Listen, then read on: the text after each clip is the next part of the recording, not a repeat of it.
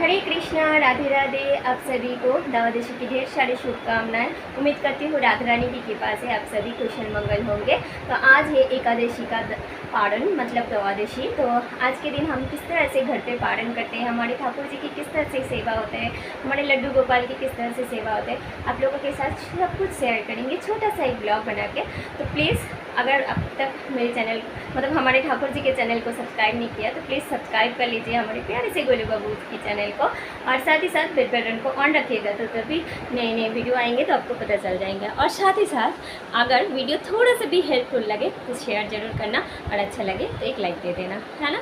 तो पारण क्या होता है, छोटा सा मतलब पहले बोल देती हूँ। पारण होता है जैसे हम लोग एकादशी करते हैं ना, जो भी माता जी प्रभु जी या कोई भी करते हैं, तो द्वादशी के दिन मतलब पारण करना बहुत ही ज़रूरी होता है। तो जब तक आप पारण नहीं करेंगे एकादशी का, तो तब तक एकादशी का जो फल है वो आपको पूरी तरह से मिलते नहीं है। तो जब भी आप एकादशी कर रहे हो तो पारण कोशिश करिए टाइम से टाइम करने के लिए। तो टाइमिंग क्या होता है सब कुछ मैं बताते रहूँगी इस वीडियो पे, तो जुड़े रहिए मेरे साथ। सबसे पहले तो चलिए हम किचन में जाते हैं, ठाकुर जी के लिए भोग बनाते हैं, और भोग में पारण का क्या बनते हैं वो भी दिखाती हूँ, और बता दूँगी आज पारण में किस तरह से हमारे घर पे ठाकुर जी की सेवा चालू है, और क्या क्या होगा पारण में, किस तरह से करना चाहिए सभी कुछ।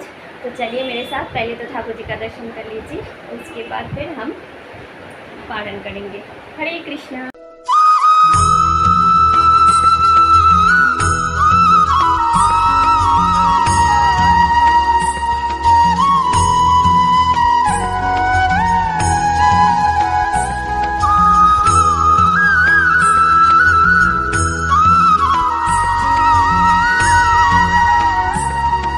हरी बोल। तो हम आ चुके हैं किचन में और अभी बन रहे हैं ठाकुर जी के लिए भोग, और आज जो पहला रसोई बनेगा वो है खीर। तो सबसे पहले हम खीर बनाने के लिए दूध को उबालने के लिए रख दिया है, और जो भी सामान मतलब रेडी करना है वो सब कर लेते हैं साइड साइड में, और आपसे बात करते रहेंगे। जैसे आज पनीर की सब्ज़ी बनने वाले हैं तो फ्रीज से पनीर निकाल लेते हैं, सब्ज़ी वगैरह जो भी अमन्न करना है वो सब कर लेंगे। और उसके बाद फिर बर्तन वगैरह कुछ है ठाकुर जी का, जैसे मंगल आरती हुआ है, दूध का भोग लगे हैं, तो वो सब है वो भी साफ कर लेते हैं।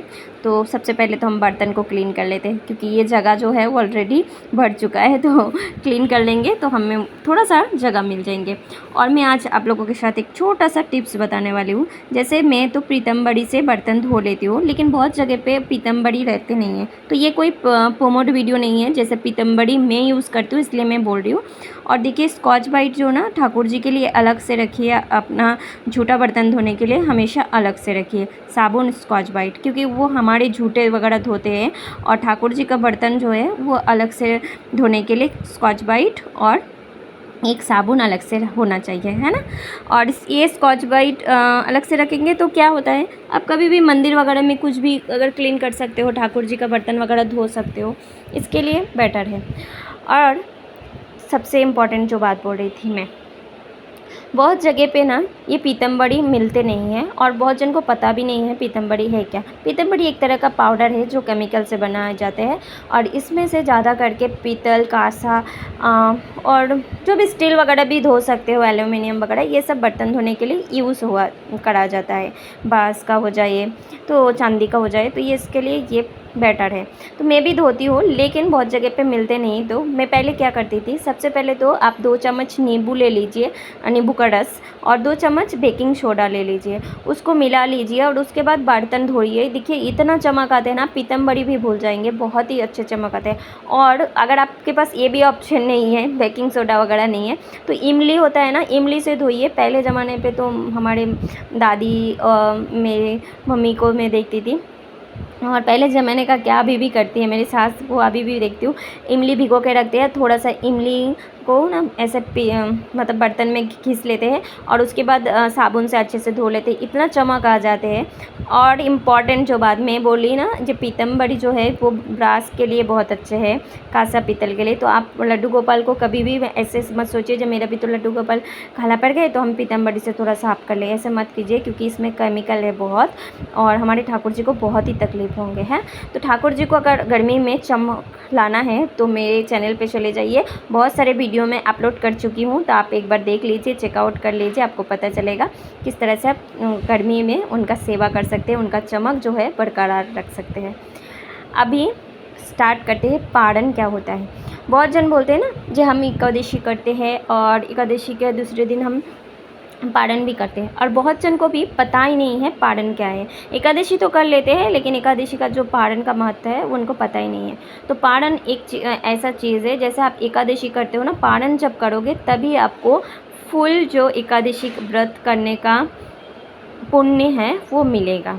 तो सबसे पहले आप एकादशी करिए, एकादशी करना चाहिए। एकादशी के दिन अन्न खाना मतलब सबसे जो पाप होता है ना बड़े, वो पाप होता है, कोटि कोटि पाप के समान रहते हैं। और द्वादशी के दिन आप जब पारण करोगे तो अन्न से अगर पारण करोगे तो वो बहुत बहुत बहुत ही पुण्य मिलते हैं।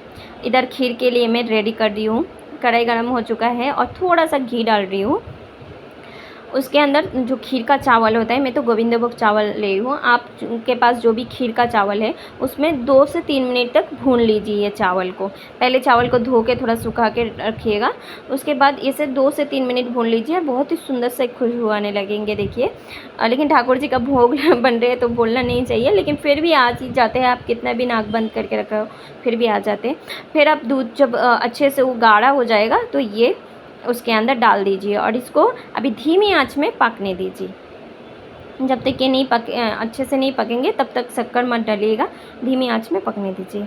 और अभी पारण के लिए हमारे प्रसादम रेडी हो चुका है, मतलब जो भोग।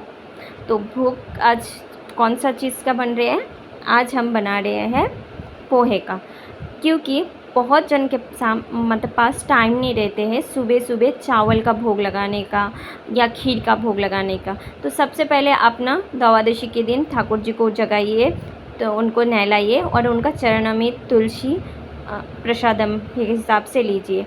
उसके बाद फिर ठाकुर जी के लिए पोहा बनाइए। अगर आपको नमकीन बनाना इजी लगता है तो नमकीन बनाइए, नहीं तो दूध और पोहा मतलब चिरा, दूध चिरा, केला, दही चिरा या पोहा दही दे सकते हो।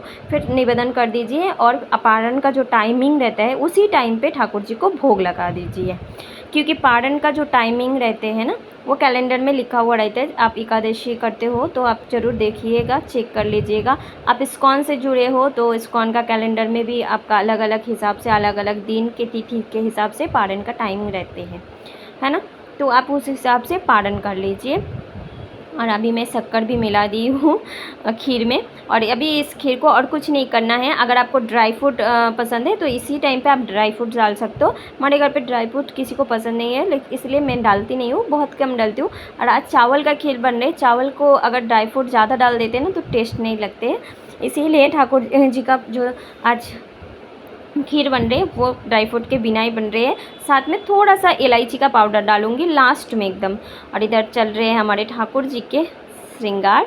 तो सबका स्नान तो हो ही चुका है, लेकिन अभी कपड़ा तो नहीं पहनाते अच्छा वाला, ऐसे ही सब पैंट पहन के उनका भोग वगैरह हो चुका है सुबह का नाश्ता, तो इसलिए अभी इधर कपड़ा पहन रहे हैं। तो पारण आपको टाइमिंग के हिसाब से करना है, जो भी टाइमिंग कैलेंडर में है उसी टाइम पे आप दही चीरा, दूध चीरा, चीरा मतलब पोहा, तो आप दे सकते हो, फिर आप आ सकते हो। और इधर हमारे ठाकुर जी का जो भी व्यंजन है वो रेडी हो चुका है। और अभी लास्ट में मैं रोटी बना रही हूँ। तो सभी जो आज बने हैं मैं कुछ भी दिखा नहीं पाई, क्योंकि मेरे कैमरा में मोबाइल पे चार्ज नहीं था। मैंने सोचा आपको एकदम भोग दर्शन करवा देते हैं, महाप्रसादम का दर्शन करवा देते हैं, है ना। तो अभी हम आरती करेंगे। रोटी बनके रेडी हो चुका है, तो आरती ले लीजिए। आरती भी हो चुका है, साथ ही साथ प्रसादम के भी दर्शन कर लीजिए। आज के प्रसादम में था दाल, पनीर की सब्जी, बहुत सारे भाजी बनाए थे, चावल, रोटी और मिष्टान्न मतलब जो हमने मिठाई बनाई ठाकुर जी के लिए, पायसम, और साथ में मैंगो और केला।